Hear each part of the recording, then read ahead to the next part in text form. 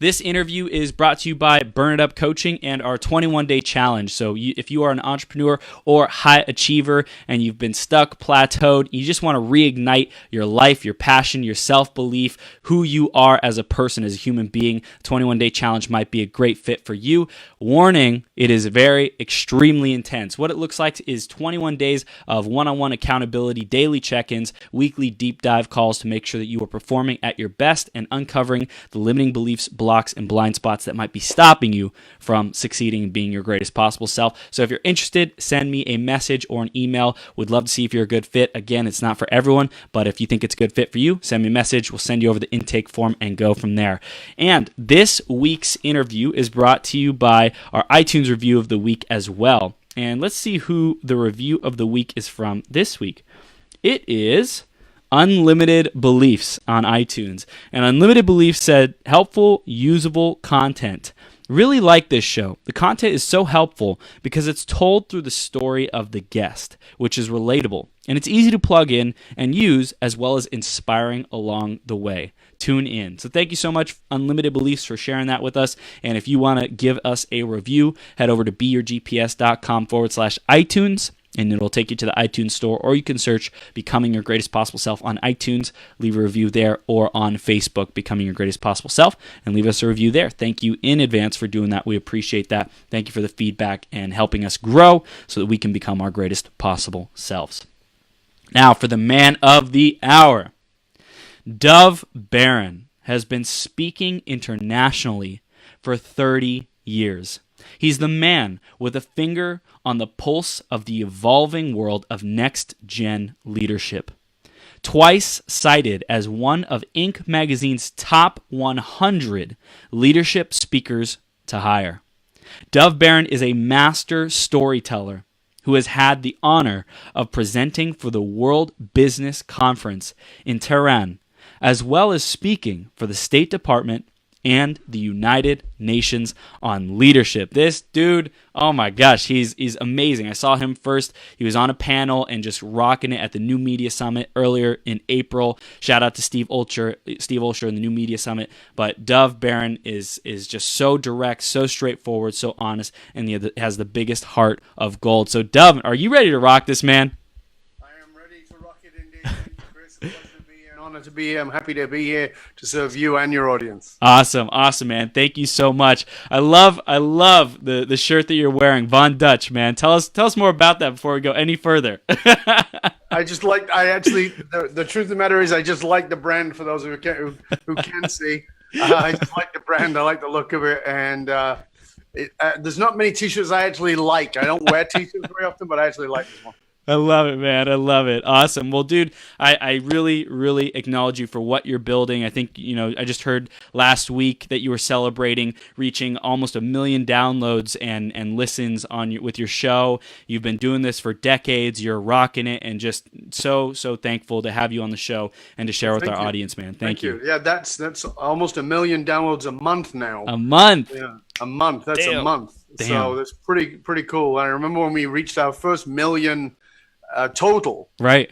And now we're probably in somewhere like around the 50 million total. Wow. So it's pretty awesome. That's incredible. Amazing. Yeah, Amazing. It's been a long journey. Like I said in the thing, it's only taken 10 years. An overnight success. I love it, man. So let's dive into the question and the theme of today, which is recalibration. So, Dov, how does this concept of recalibration play a part in your life? How is it important to you? How does it show up in your career, in the work that you do? Recalibration, what's your perspective on it? Well, it's an interesting question, because I think, you're absolutely right that there's going to be a subjective meaning to what that actually means to a person. And in many ways, it's the willingness to stop and actually take a breath and go, where am I really? Where do I want to be?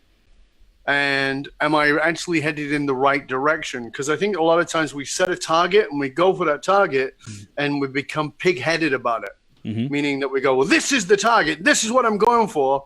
And then you go, if you don't pay attention, you might end up at a result that you definitely aimed for, but you're a miserable piece of poo when you get there because you're not aligned with it. So the recalibration for me is always about, is it actually aligned with my purpose, or was it a goal? Because goals and purpose can be aligned, but they can also be massively misaligned. Yeah. I had a conversation with somebody yesterday and was saying that, I've got this long list of opportunities in front of me where people are coming to me, they want to collaborate and doing all kinds of things, and wonderful.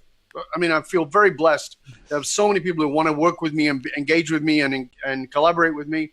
But the question is not whether I want to do it, because I want to do it all. Mm-hmm. But there's this unfortunate thing that I only have 24 hours in a day, and I have to sleep a little bit, just a little bit, not too much.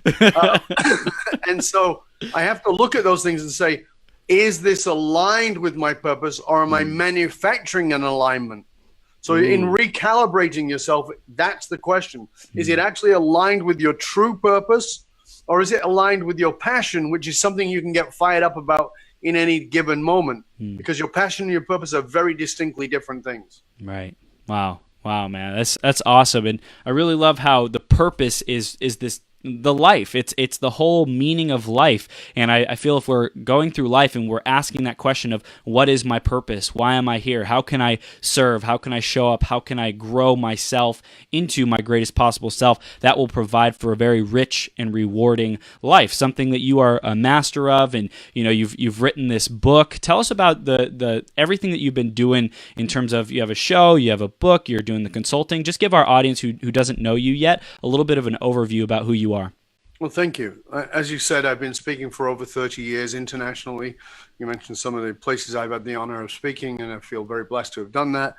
I work with high-level individuals who are high-level entrepreneurs, CEOs, C-suite individuals, entertainers, excuse me, sports people, etc. People who the rest of us kind of look at and go, God, I want to be like you when I grow up. And they look at it and go, yeah, what's next? And when they go to what's next, they come to me. They've usually been through a bunch of coaches. They've been through a bunch of people like that. They're going, yeah, I'm already there. I don't know what's beyond that. And that's my specialty. I understand, because of my background, understand the deep psychological drivers of human beings and can get people to things that they've never seen before so they can break through. So that's the private work that I do. I work with companies in helping them find the purpose of the company, and I work with the executive team to find the individual purpose and tie that to it. As a result, I had a client who said to me, this is really wonderful, but do you do it for the public? And I was like, nope, I do it for companies and individuals that are high level. He said, what about doing it for the public? And I was like, okay, what do you have in mind? So what we came up with is we developed a course called the Purpose and Impact Program. You can find out about it at fullmontyleadership.com, which is my website. But I also wrote a book called One Red Thread. And it's an ebook. You can get it as an ebook. You can get it as a paperback, and coming soon you'll have an audio book of it. But what it is showing you that there's this single red thread that runs through your life. And the analogy I give is this. So I want you to imagine for a moment that you've just walked into this magnificent art gallery and you're looking around at all these beautiful pieces of art. And suddenly on the wall, there's this magnificent tapestry that catches your eye. And you, wow. And you walk over to it and you see it's incredibly complex and yet incredibly simple. And you read underneath, there's a little thing that explains the piece, as you have in an art gallery. And it says, this piece is called One Red Thread. And it talks about how there's a single red thread that weaves throughout the tapestry, and that it is the thing that gives the tapestry its strength and binds it, even though you can't see it. And then the piece challenges us to look for the one red thread of our lives. That there's a single red thread that is running through, and it's always there, even when you don't see it. The truth of the matter is that one red thread most often shows up not in our passion, not in our joy, but actually when we're in trauma, when things that go wrong, that make us stop and go, what the hell is it all about? Why am I here? Why am I even on this planet? What am I supposed to do? I was doing this thing. I was really passionate about it, and now I've run out of steam. Have I lost my passion? Have I lost my purpose? No, it's always underneath. It's this single red thread. Wow. Damn. I love the imagery that you use and really just painting that picture. Like you're using the metaphor of pictures and then the thread, right? The tapestry with the thread that weaves through it. And I believe everyone can relate to that sense, that feeling, that knowingness that there's something driving me. guiding me, aligning me to where I need to go. I just, most people say, I don't know what it is. I don't know why I'm here. I don't know what my purpose is. And so I'm so grateful that you're doing the work to help people get that. And I know we're going to dive into that as well, but I want to go back on your journey because Dov, you are a bold, audacious, in-your-face mofo, and I love it. Right? It's awesome. I love how you show up. I hope you mean that with some warmth. Exactly.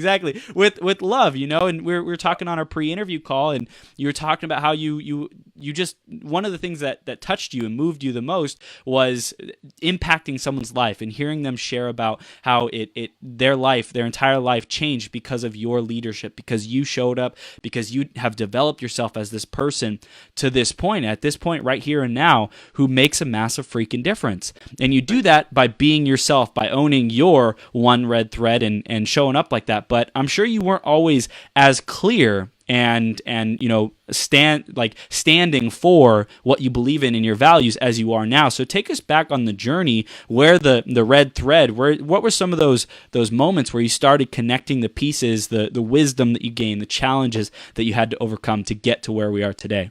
Well, thank you for asking. My life, my journey is way too big to go over in an hour. Right. And I promise you that, and I'm not exaggerating. I mean, the stuff that has happened even in the last 2 years, people are like, really? Yeah, that's in the last 2 years. Wow. So, as a 60-year-old man, there's a lot gone on. But, it starts off that I was born in a ghetto in northern England in abject poverty, surrounded by violence and crime. And those kinds of lots of addiction and all those kinds of things. At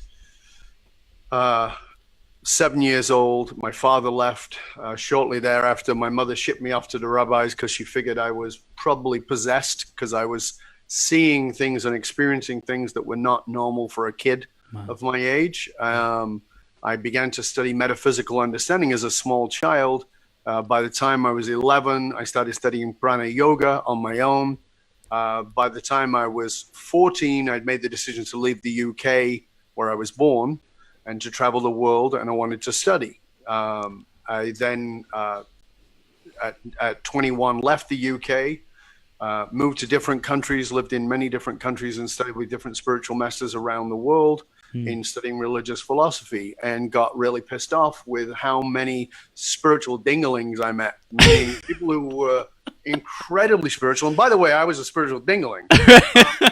So, they could tell you which way your chakra spun and what color your aura was, but they couldn't hold a freaking job and they couldn't feed themselves. And they'd tell me things like, well, money doesn't really count, but they'd put their hand out wanting some money. Well, hold on. You have to have some integrity around this.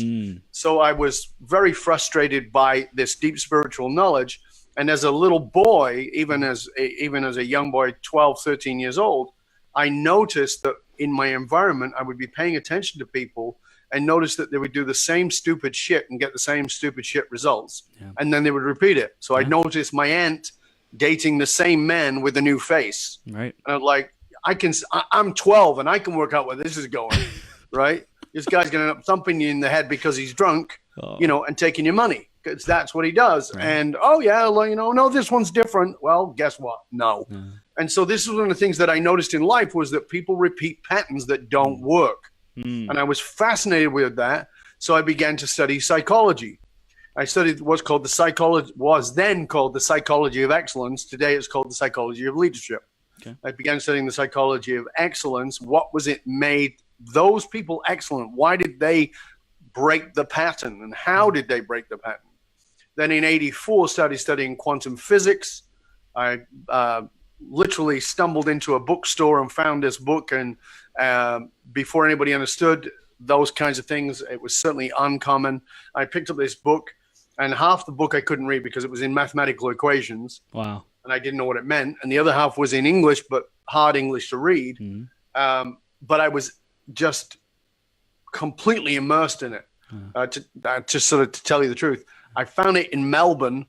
I was in Melbourne, visiting Melbourne, Australia, from Western Australia, where I lived, to go to a stag party with some friends.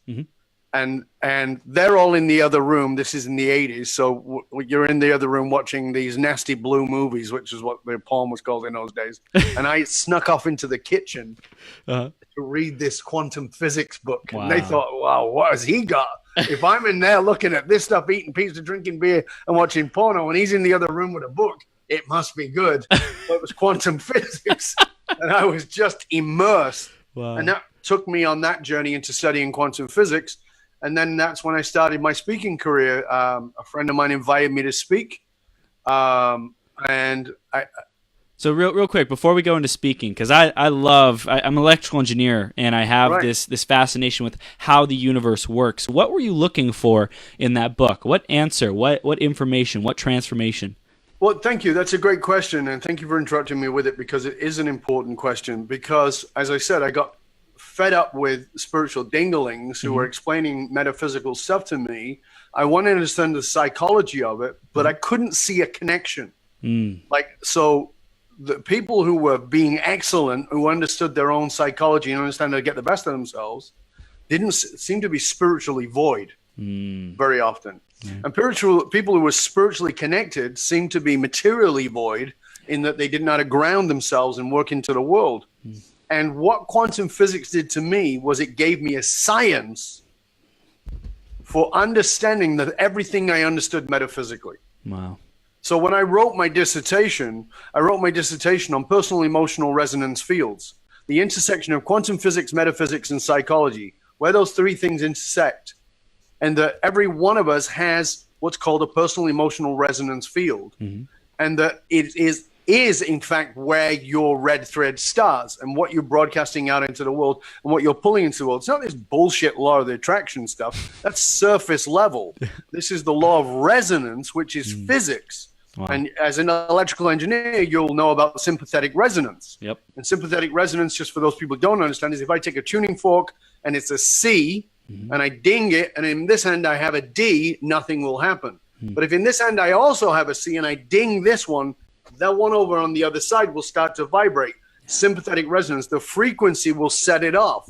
Well, you vibrate, you resonate at a certain frequency, and it's not by sitting around going Om and wishing for a Porsche, because that doesn't work. No matter how many times you see The Secret, if you've seen The Secret 5,000 times and you can tell me every word in it, you still don't have the Porsche, because the law of attraction requires action. Yeah. So it's resonance that's coming from a non-conscious place. And so we have to clear the stuff that's in the way.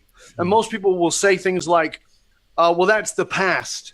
And my answer to that is, well, your past is leaking all of your present and polluting your future. So deal with the stuff that's in the resonance field, so you get it out of the way and you can have what you want. So for me, quantum physics answered that for me. It brought me home to like, oh, now I get it. This is what both sides were missing. This is the connection.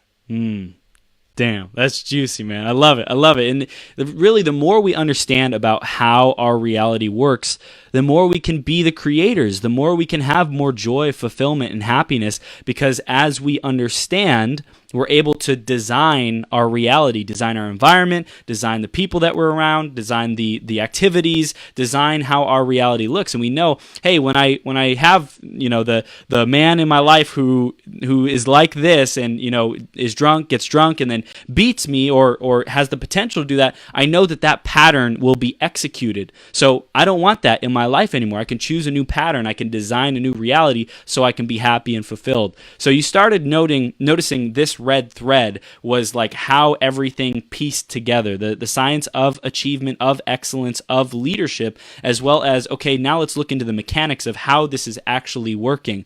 So with that information, how are you equipped to move forward with a faster or more aligned velocity? You move forward with velocity. You became this amazing human being today. How did you start applying that?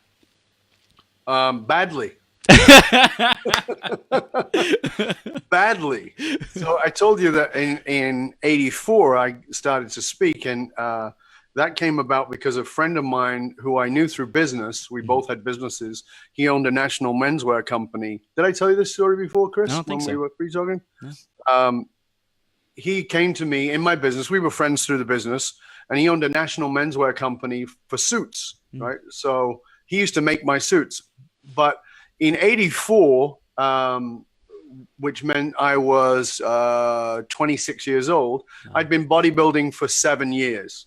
And as a bodybuilder in my mid-20s, it was important that everybody knew I was a bodybuilder. Which meant that I wore very tight T-shirts, and it was I'm still a bodybuilder, but like today I have a T-shirt on. It's extremely rare. My wife will say to me in the summer, "Why are you wearing long sleeves?" Because I don't bodybuild for anybody else. But in my 20s, it was about showing it off. Right. And so I had this super tight T-shirt on this particular day. My hair was down past my chest, ringlet curls, and big earrings that you could swing parrots off, and the designer stubble. And he came in on that day and he said, "I want you to come speak to my national managers group." And I was like, "Well, why would I do that? I'm not a speaker." And he goes, I want you to come in. How long for? I want you to speak for an hour. Oh my God, an hour? Freaking out. Now it's a warm-up. But he said, "I want you to do an hour." Okay. So I finally agreed that I would do half an hour, but he had one condition. And I said, "What's the condition?" He goes, "That you wear exactly what you're wearing today and look exactly how you're looking." Now, my hair was not in a ponytail. It was like crazy hair. Right. At the tight T-shirt on, the big earrings and the ripped jeans and all that kind of stuff. And I said, "But I have suits because you make my suits." He goes, "I don't want you to wear a suit when you come looking exactly like this." He was a much smarter guy than me. I said, "Okay." So I show up and as instructed, I put my head in the door, look down this room, and this long boardroom in the 80s. All these guys are buttoned up looking like Gordon Gekko from Wall Street, all uptight. And I look in there and they see me with this crazy hair and the muscles and everything. And they're all giving me what we call in England, I'll give you the clean version, the bugger off nod, which is like, "Bugger off, you're in the wrong room. Bugger off, you're in the wrong room." And they're like this. And I just wait, smile as, I'm told to wait. And then Steve said, let's welcome our guest speaker. And the clunk, jaws hit the desk because I walk in there. Right. And Steve walks to the back of the room. And I don't know what I talked about, but I remember my opening. And I said, "How many of you are racist?" Now, racism was a big issue in the 1980s in Australia with the Aboriginal people, with the native Australians. And a lot of racism issues were coming up. So I said, "How many of you are racist? Put your hand up." And of course, nobody put their hand up. So I said, which I knew they wouldn't. So I said, "Put your hand up if you would judge somebody by the color of the skin, the way they look in any way, shape, or form." And again, nobody put their hand up. And I said, "You're a bunch of freaking liars. Every single one of you decided who I was by the way that I looked, by the length of my hair, by the clothes that I'm wearing. You decided how much money I had in my pocket, whether I'm a potential customer, whether I had any intelligence, whether I had anything good to say. And you're dead wrong. Steve invited me to speak because I am intelligent. And what's more is I'm your customer, because that's how I know, Steve, you guys make my suits. But if I'd have walked into your store and you were in charge, you would have ignored me and you would have lost a customer." I looked over at Steve and I thought, oh my God, I probably said such the wrong thing. And he looked like his face had been cut open because he has such a big smile. He was obviously smarter than me and he knew what to do. Yeah. And that was fantastic. That was the beginning of my speaking career. Now, I say, if that was the beginning of my speaking career and that was the end of the story, I would be a hero. Because here I am speaking. It's incredible. It's gone down great. What a first, hit it out of the park. About 3 weeks later, Steve comes back to me. He goes, "Alistair wants you to speak for his people, also on the national national clothing company, not menswear, but clothing."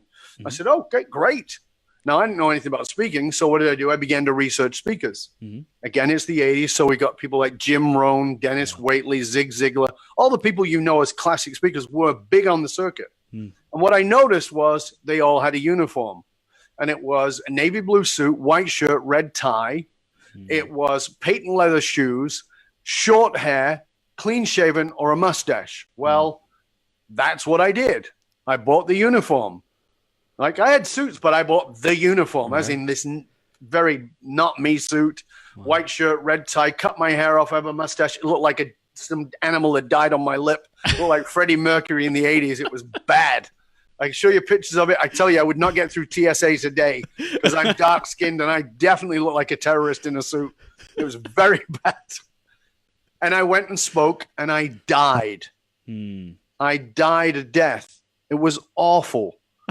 But here's the thing. Nice guy, slow learner. Took me about 5 to 7 years to learn the lesson that I had lost my authenticity. Wow. What I knocked it out of the park with was authenticity. Wow. What I tried to do was fit in. And this is the challenge for us as human beings and why we lose our purpose. We look at the world and we say, how can I fit in? As opposed to saying, where does the world fit with who I am? We do things in reverse. Back in the days when we were looking for jobs, we looked in the newspapers and we said, oh, I could do that. As opposed to saying, here's who I am. What job fits with that? And that's what I understood going in and gave away in a flick of a moment and started to try and be somebody else and spent 5 to 7 years struggling in my career because I gave up my authenticity. Wow. Damn. So I love how sometimes people have these bursts of success and little moments of glory, and then after that, they're like, wait, and everything crumbles, everything falls apart, everything stops working, and oftentimes they'll wonder, why did it stop working? I thought this was awesome. I got my first client, I got my first customer, it worked.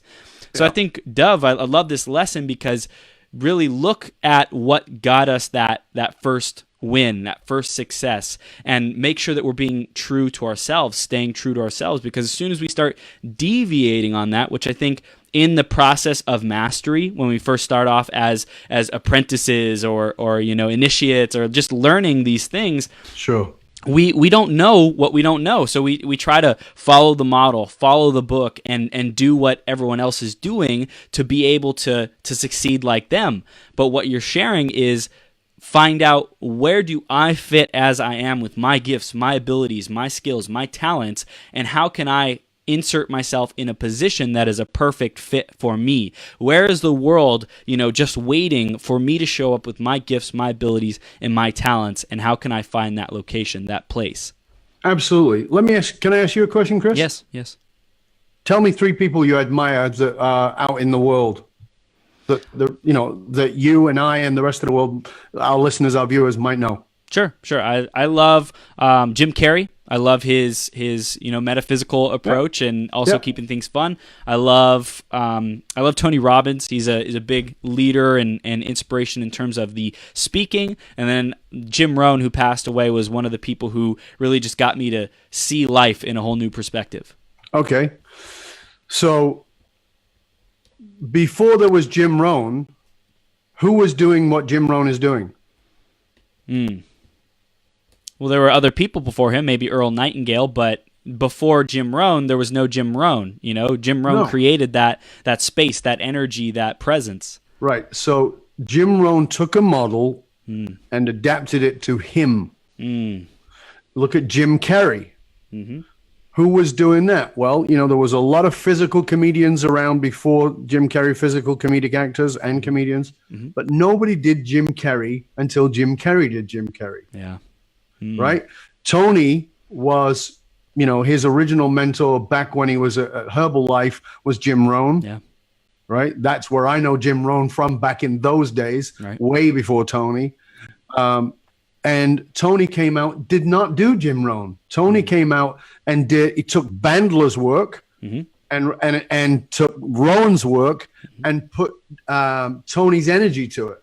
Wow. The problem is we go, oh, I want to be the next Gary Vaynerchuk. You will never be the next Gary Vaynerchuk. You know why? Because there's only one. That's right. There's only room for one. Yes. And I get it that you want to look at the world and you want to see, what's working. But here's the thing. The world is moving so fast that what's working today will not work tomorrow. Nope. It will not work tomorrow. And if it works tomorrow, it will only work tomorrow for the person who made it work because they're going to adapt. Wow. So the first time I saw Tony speak was in 1989 when I actually met with him. I've met with him several times since. We've shared platforms. But when I first met him, I wasn't out in the speaking world like he was. But even then, Tony was not doing what other speakers were doing. Jim Rohn was not acting and doing comedic comedy the way others were. So we look at these things, and Tony's stuff today is different than Tony's stuff 20 years ago. Totally. Right? Totally. Jim's stuff, he's, exploring his metaphysical understanding and speaking about metaphysical stuff. Jim Carrey's stuff, he never talked about those things. They were in his mind, but he never spoke about them. Now, this is the thing that everybody forgets. Your purpose in life is not to be anyone else. And I know you've heard this before, and I feel a bit dumb saying it because it's like, it becomes cliche, and I hate saying things that sound cliche because people go, yeah, be yourself. You know, that's a stupid thing to say to somebody because nobody knows what that is. Right? Be yourself. Well, am I being me? Is the answer. No, you're not, but you don't know that. And this is why you must self-inquire. The number one trait of a top leader in the world in any category is self-knowledge. Now, self-knowledge is not this, because I've heard people say this. Well, I know I'm a bit of an asshole, but at least I know that about myself, so I have self-knowledge. No, that's limited understanding of yourself. You're much greater than the asshole you're pretending to be right now. That's simply a safety mechanism. That is a coping process that you have, but there's much more to you. Expand on that. You are so magnificent. It's so much bigger than this thing you front up with. That we are diamonds and we are multifaceted. We polish a single diamond to go out in the world with, and we think that that's who we are because they applauded that. No, that's not who you are. Jim Carrey, you go, oh, he's a comedic actor. Yeah, he's a comedic actor. He's also a metaphysical guy. He's a metaphysical student. He's an artist. He's a painter. He's all kinds of things. Right. When you look at each of these people, you'll see there's so much magnificence to them that's far greater. Leonardo da Vinci was a musician. He was a mathematician. He was an artist. He was a designer. He was an inventor. When you think about anybody who's magnificent, they are Renaissance. They are more than one thing.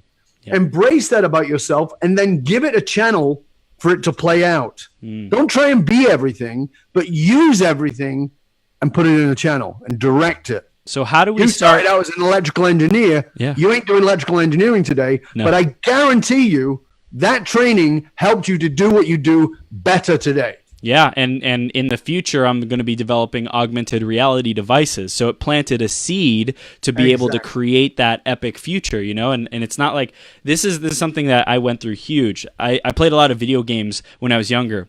And I saw that time when I first started my entrepreneurial journey about 6 years ago. I saw that time invested in video games as a complete waste, and I resented it, and I felt like really guilty and ashamed that, man, I just spent all this time on video games, you know, like tens of thousands of hours, and what do I have to show for it? Nothing. You know, like I suck at people skills, I suck at building businesses. Why? And so as time has gone on, I've had to heal that part of me because I found so much joy and fulfillment through those games. So now I'm bringing this aspect of gamification to life. How do I have fun? How do I play? How do I make it a game, a journey? So it's like really, like you said, taking those aspects of ourselves and owning that I like video games, owning that I like playing a game, owning that I like, you know, discussing metaphysics. I love engineering. I love how things work. How do I bring those all together in a package that adds value to people's lives and makes a difference, makes a contribution, and serves the world in a big way? So that's you know, my perspective on it. How do we start taking steps to own this red thread, this one red thread in our lives for someone out there who is unclear on their purpose, you know, not really sure what to do next? How can they start doing that, Dov? That's a great question, and I love what you said there, Chris. It's important for people to grasp because it actually leads exactly to this. As I said, people make the mistake of looking for their purpose in their passion. Your purpose and your passion are different things, and what I just want everybody to get a pen out, get a paper out, write this down. It's very simple. Passion is a vehicle. Purpose is what you transport in that vehicle. Wow. And sometimes the vehicle runs out. It's simple. So you go, oh my God, that's my passion. No, that vehicle is done. Your vehicle for a while was video games. So the first thing is understanding the distinction between your passion and your purpose. Now, where do you find your purpose if you don't find it in your joy and in your passion? You actually find it in your pain. And in order to do that, you have to look at your pain. So one of the things you said there, Chris, that's important is you had to look at this shame you were carrying about being a video game guy, right? Because in that shame, behind that is the original motivation for playing the games, which was no doubt part of it was escape. And I don't know anything about you in that level, but it was no doubt it was escape. Yeah. Now, was it escape from bullies? Was it escape from your parents? Was it escape from your siblings? Was it escape from school? I don't know. Probably many of those things. However, there is a theme that's running underneath that. And where we find our purpose is looking into the places we don't want to look. And your ego, which is not about you being, this raving lunatic who's like, oh, I'm the best thing on earth. That's part of ego. But the other part of ego is ego has two sides. And the other side of ego is this: I'm a piece of shit and nobody likes me. That's ego too. That's your ego keeping you small. So people think of ego, think of it as like, it's that big bravado person. No, the person who's, nobody loves me. That's ego too. It's the other side. Heads and tails are the same coin. So it's looking at those places that you don't want to look. It's looking at the places that feel unsafe. As Joseph Campbell said, the treasure you require is hidden in the cave you most fear to step into. Those of you who are like me, a Star Wars freak, you'll remember that Yoda sends Luke into the cave, and Luke says, what will I find in there? Will I find Vader? And he says, no, you will find that which you fear. And what does he find? He finds Vader, and Vader's helmet comes off in the cave. And who is in there? It is Luke. It is himself. It is his own dark side. That is purely from Campbell's work, which comes out of Carl Jung's work. It's looking into the darkness. Your purpose is hidden in your darkness. It's not hidden in the light. It's hidden in the darkness. So what do you have to do? You have to go, okay, do it privately first. If you feel safer doing it, get a piece of paper out and write down all the things you're ashamed of. I screamed at my mother and I told her she was a piece of crap when I was 11. This is not me. I'm making stuff up here. I drove while I was drunk. Nobody found out. I didn't hurt anybody, but I did ding a car, and I carry shame around that. I once did something nasty to this person or that person. Like, write them down. Look at them. Stop hiding them. See them on paper. And then ask yourself this one question. Has anybody survived being this kind of a douchebag? Like, be honest. Be mean about it. And the answer is, yeah, there's people writing memoirs about it, right? I have done some horrible shit in my life that I'm ashamed of. But by having healthy shame, now get distinction here. Healthy shame versus guilt. Again, we're making a distinction like we did with passion and purpose. Healthy shame versus guilt. Guilt is permission to do it again. Feel bad about it and do it again. That's what guilt is. Oh my God, I shouldn't have eaten the fucking donut. All right. What are you going to do now? I don't know. I'll have another donut. Yeah, okay. That's guilt. Healthy shame is, this is no longer acceptable in my life. I don't like how this represents me in the world, and I refuse to be this way anymore. Wow. That's a distinction. It's not discipline. It's vastly different than discipline, because discipline is what you think you should do. This is purpose-driven. This does not state who I want to be in the world. I refuse to do this anymore. I will not do it. It's not acceptable.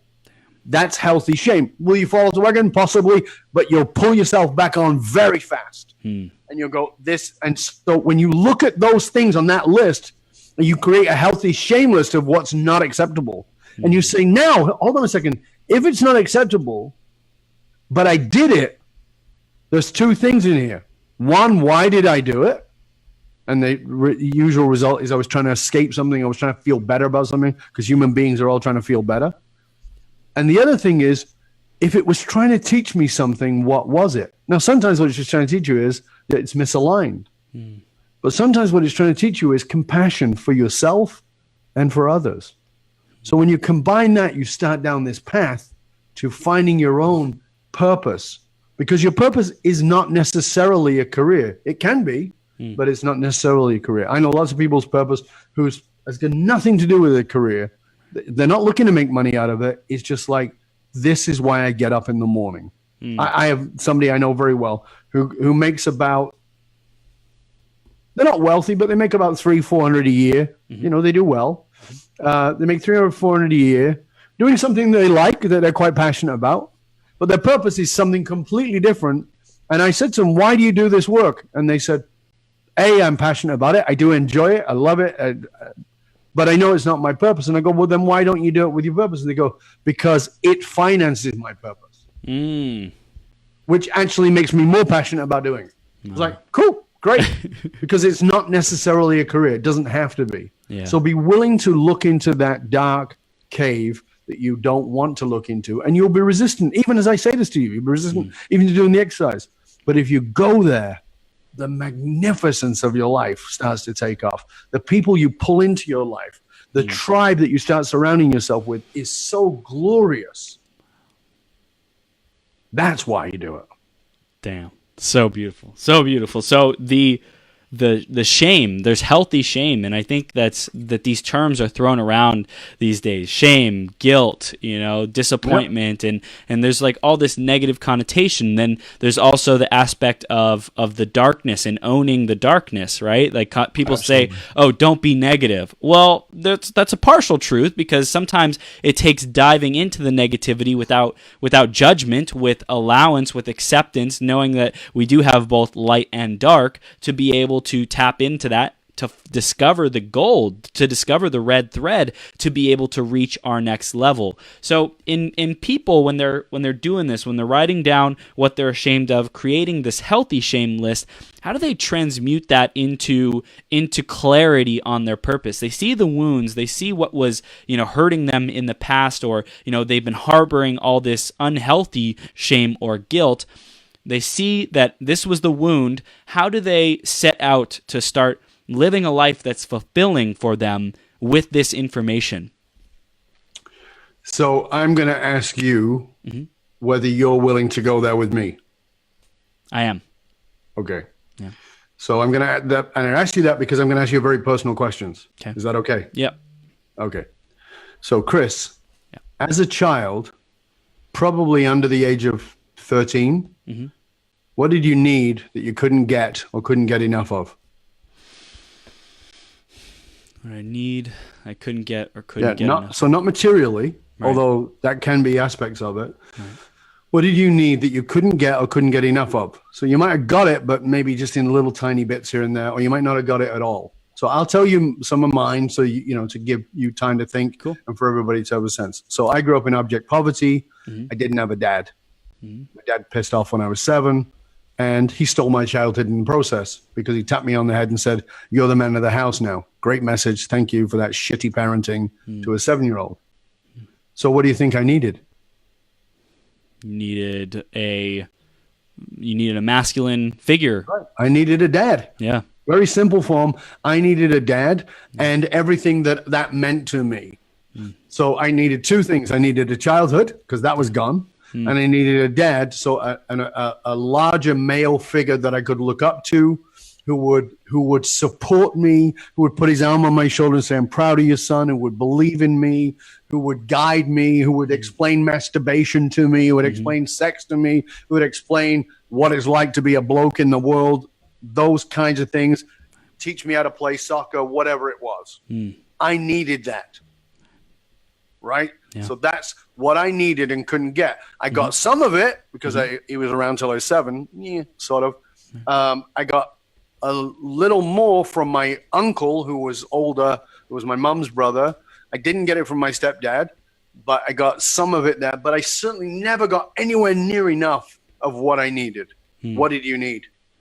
So I'm thinking about this, and I had parents who gave me lots of love. One thing that came up is, with my sister, I think I was always trying to compete with. She was a year older than me. I was always trying to compete with her to be good enough, to be loved, to be I think I was competing for attention. I wanted more attention. I wanted to be the star. I didn't feel like I was getting that.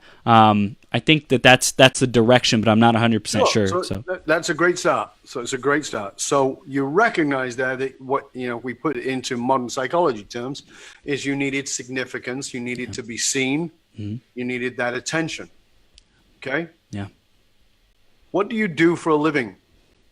I coach people, entrepreneurs, to help them get their message out, to be bigger influencers. Stop. Yeah.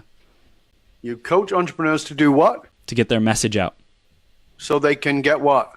So they can get the fulfillment, the impact. No, that's the result. Okay. What can they get? They can get money to build their business. And how do they get the money? Does it just randomly arrive in a bank account? No. How do they get it? They have to sell. and How do they themselves. sell? They sell by sharing their message, selling Which does what? programs, which transforms people's lives. No, that's the result. Okay. Which does what? They share their message, which... And as a result, because there's 10,000 million other people giving a message, right? And we know that business is commoditized. There's probably a shitload of competition for each one of those people you're helping. Mm-hmm. But what you're actually helping them do is get attention.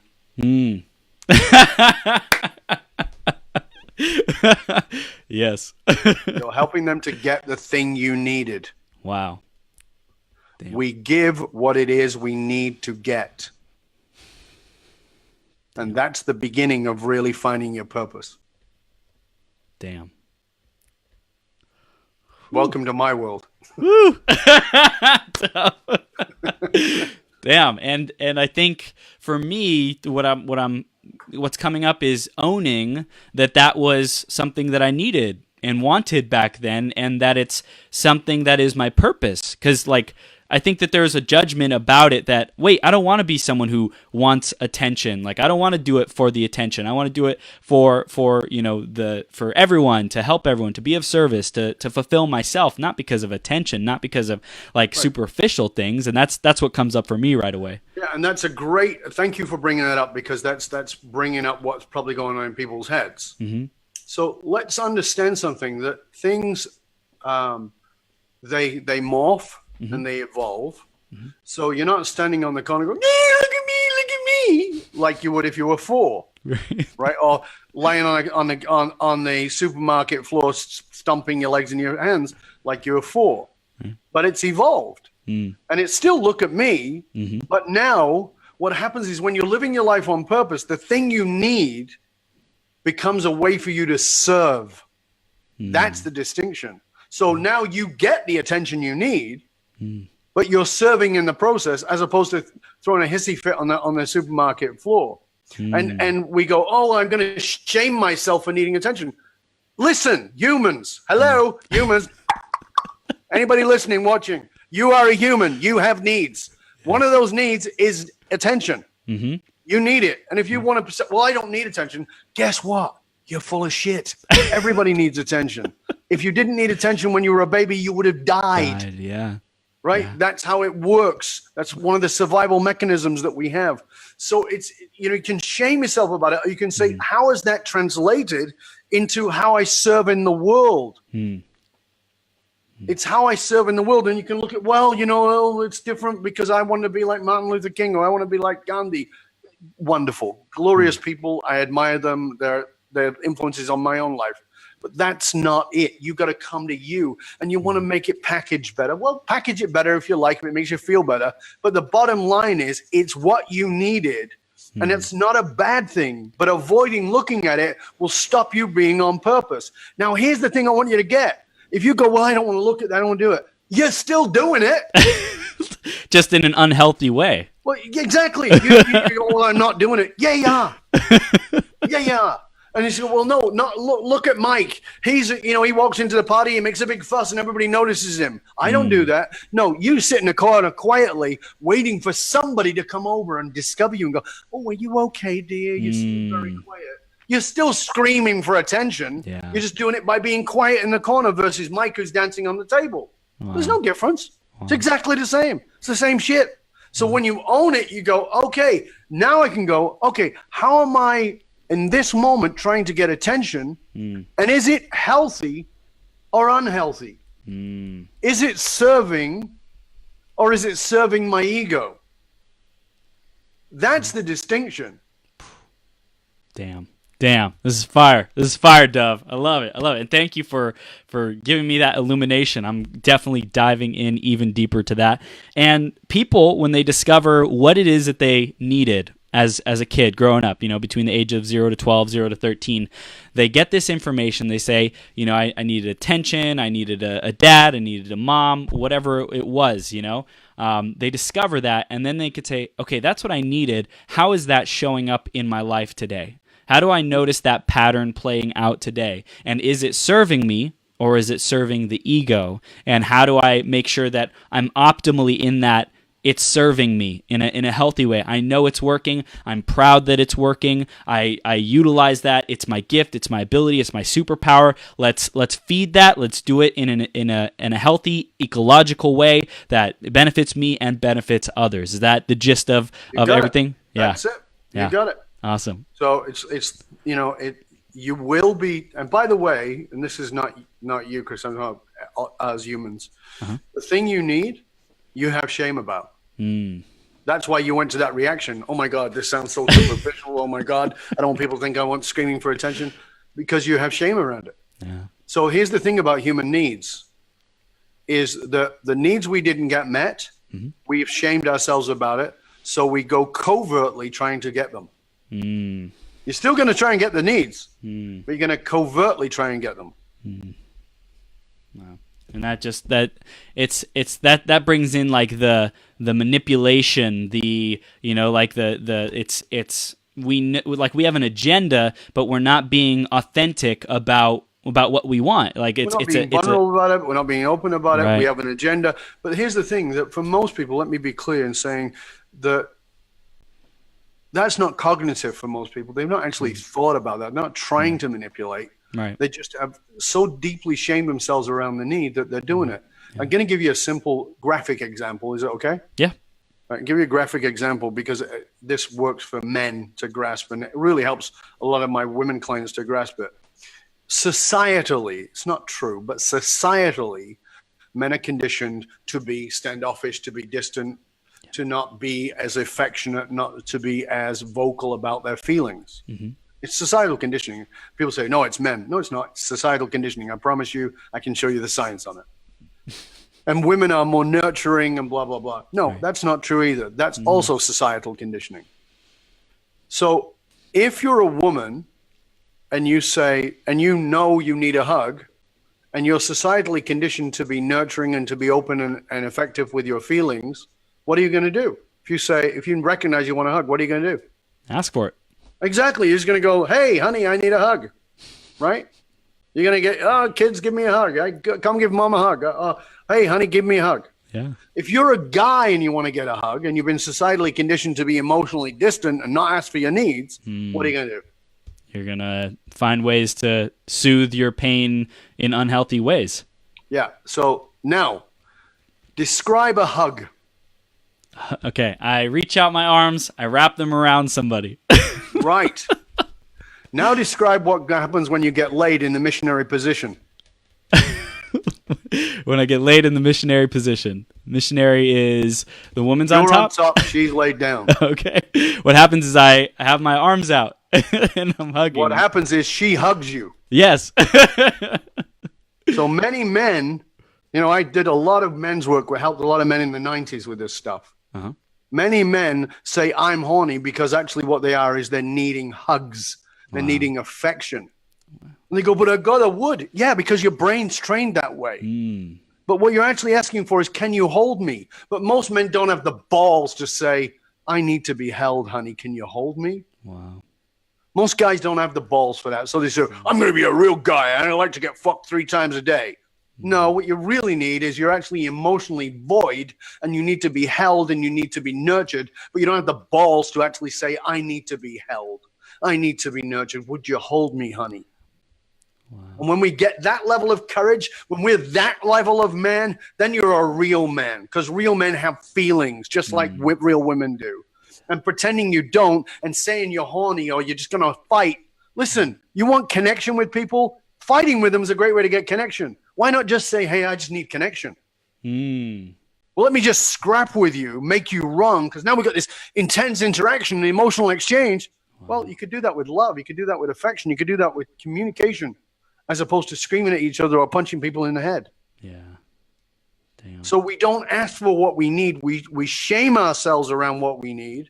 And then when we shame ourselves around it, we covertly go after getting it, and usually in very unhealthy and destructive ways. Damn. So owning that is so critical for our health, and I love the example is, you know, the conditioning that exists right now, and we have to be vigilant. We have to be, you know, like a warrior against that conditioning, against the unhealthy things, men and women, to attack that which keeps us small and confined and in the unhealthy, unserving ego, and make sure that we're stepping into owning ourselves, owning that red thread that drives us, our purpose. So this is freaking gold, man. So when people, they get this clarity on what drives them from that young age, they're starting to manifest this out in reality. You know, just like wrapping it up, bringing it home, what is it that they get to be, how they get to show up in life because of doing this work? So where they get to be is, we live in a world where we measure everything by success. And we measure success by material. And that is a fair measurement. We live in a material world. And if you know, it's very difficult to be a kind, generous person when you are hungry and you can't pay the rent. So I get that. It's important. But if that's the only measure you have, material goods and finances, you're going to be a pretty miserable individual. As I said, I've worked with billionaires who are miserable, just miserable bastards, just miserable. So that's not enough. So what we have to go is, we have to go from success to significance, and from significance to fulfillment. When you're living a life of purpose, when you grow a business that is purpose driven, which is the work that I do with companies, then people inside of that organization and you get to be fulfilled, because your life is about something bigger than you, the status you bring, or the way that you look in the world. I want to explain to you what it means in a very brief statement about what it means to live a life of purpose. Living a life of purpose is a commitment to impacting the lives of people who will never know your name, and whose name you will never know. You do what you do, not just for the pay. Yes, you want the paycheck. Yes, you want those things. You deserve that. That's great. But you're looking to impact the lives of people who will never know your name, and whose name you will never know. That's purpose. Damn. I see like the ripple effect, you know, like we have no idea the actions that what we're taking, and we just know that this feels right. This is my purpose. This is the never know. We will never know the true depth and the legacy and the ripples of impact that creates. And I got an email from a lady who had been to one of my live programs when we used to do public programs, and she said, "You don't know this." I mean, this is 500 people in a room, and she wrote afterwards, and she said, "You don't know this, but I've been following you for 7 years." Wow. And she said, and the impact this has had on my children, who are now 15 and 16 years old, because I've been following you all these years. I didn't know that. I didn't know that impact.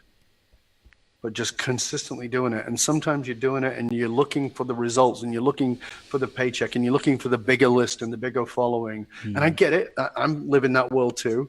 And it's sometimes easy to go, oh, I only got a 5% open rate, or I only got a 20% open rate, or I only got 3% click through, or whatever the hell it is that you're measuring. I only got 17 followers on Twitter. Well, what if you've got 17 followers and you're impacting 17 lives, as opposed to having 17,000 followers and impacting nobody's life? One's good for your status and your bravado. I've got 17,000 followers on Twitter. Yeah.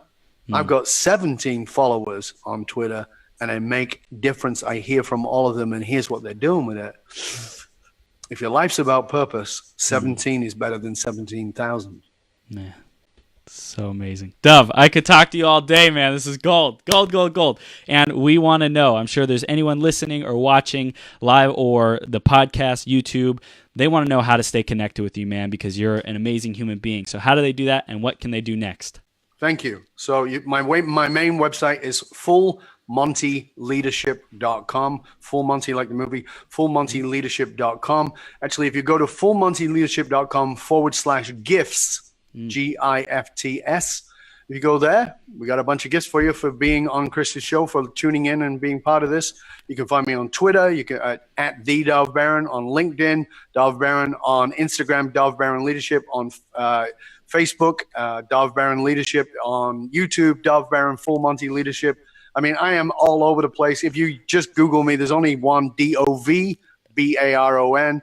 And you can write to me. I would love to hear from you. Tell me what you got out of this show, and write to Chris and tell him what you got. The guy puts the time and the energy and all these hours in to bring in your great guests. Write to him. Tell him what you got out of this. My email address is dov, D-O-V, at dovbaron.com. Tell me what you got out of this. Tell me how I can serve you.